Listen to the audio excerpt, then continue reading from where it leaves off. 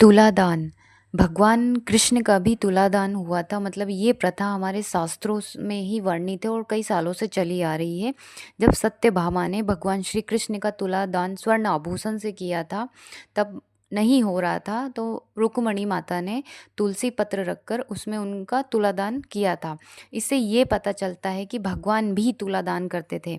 मतलब ये है कि जब भी ऐसा नहीं है कि बहुत ज़्यादा प्रॉब्लम हो तो ही तुलादान करें। आप नॉर्मल हर साल भी तुलादान कर सकते हैं। उससे ये बेनिफिट होगा कि आपको पता तो नहीं होता कि कौन सा ग्रह दशा चल रही है, मार्केश चल रहा है, या कोई मानो आपको बीमारी हो तो वो सहज ही दूर हो जाती। तो ऐसी कौन सी नॉर्मल जो तुलादान है जो हम कर सकते हैं, उसके विषय में आज बात करते हैं।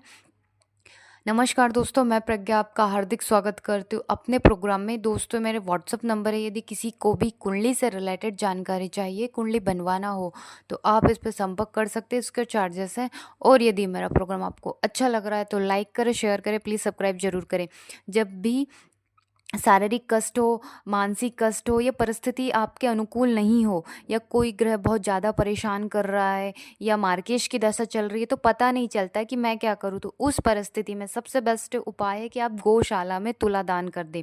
तुलादान जैसे कई प्रकार का किया जाता है, जैसे बीमारियों का होता है, ग्रहों का होता है, या नॉर्मल हमारा जो साल है अच्छा रहे उसके लिए भी होता है।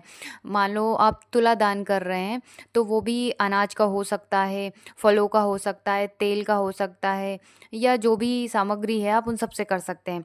जैसे तुलादान यदि आप करते हैं तो उसका रिजल्ट बहुत जल्दी मिलता है। जैसे आज भी गांव में पहले तो क्या होता था, 1.25 कुंटल अनाज हर साल दे दिया जाता था, और इसका हमारे शास्त्रों में वर्णन है, जिसका अच्छा कार्यों में उपयोग किया जाता है या सेवा में उपयोग किया जाता है। पर आजकल ये थोड़ा कम हो गया है, पर ये प्रथा सालों से चली आ रही है, जिसके कारण सहज ही हमें है ना पूरे साल सेफ्टी एक मिल जाती थी। और इसके साथ ही यदि आप बीमार हैं और ये है कि गौशाला में जाके आप यदि अनाज का आपके घर से हर साल जाना चाहिए, तो यदि वो सहज ही चला जाता है तो स्वाभाविक है बहुत सारे रोग या मार्केट से हमें सहज ही पीड़ा से मुक्ति मिल जाती है। यदि आपका कोई बच्चा है वो बहुत ज़्यादा बीमार रहता है या पता नहीं चल रहा है कि क्या कर सकते हैं, तो भी आप तुलादान कर सकते हैं।